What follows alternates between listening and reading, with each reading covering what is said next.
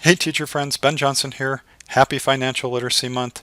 Today I'd like to play a game I call the Teacher Retirement Lottery. Let's get started. We have 3 contestants, 3 teachers, each making the same salary, invest 10% of their paycheck each month for 35 years into a retirement account with similar funds.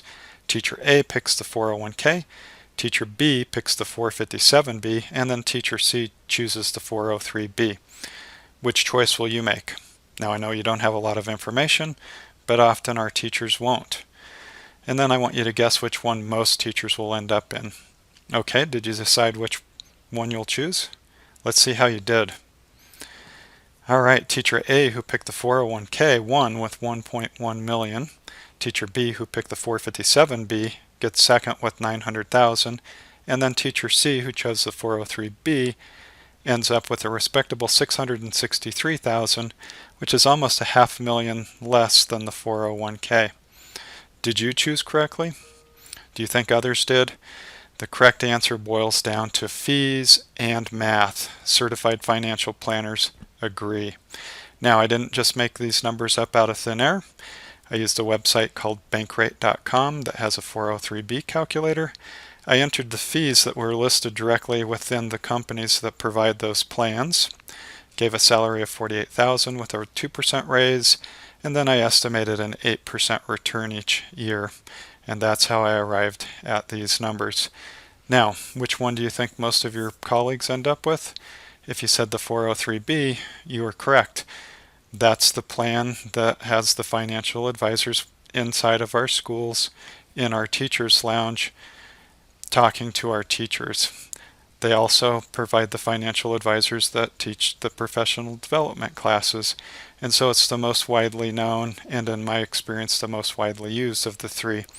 Now the 401k and the 457 aren't as well advertised because they don't send financial advisors into the buildings or to teach professional development classes. So people who find out about those may just have to be from word of mouth or doing some independent research. Now, if you take a look at the chart, the way that this happens is because of fees. Now the 401k has low fees, 0.1%.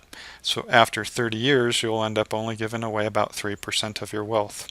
On the other hand, the 457 has a wider range of fees, and the particular fund that I chose had fees that would eat about 20% of that teacher's wealth after 30 years. I will mention though that the 457 has some low cost Vanguard options that will put you over here in the first and second column. Finally, the 403b is typically a variable annuity with very high fees. Sometimes they're not disclosed readily so that you have to really dig to find those fees, but if you add up the variable annuity fees associated with the 403b, they'll usually end up being around 2.5% to 3%.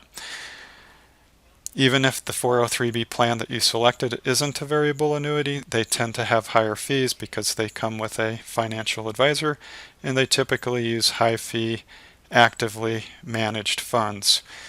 Some people watching this video may think that because of the high fees, these are likely to outperform. In fact, the math tells us just the opposite statistically. The lower the fees associated with the plan that you choose, the better that plan will perform in 10, 20 to 30 years. It's a mathematically, statistically proven fact. It's just very hard to overcome those higher fees associated with the other plans.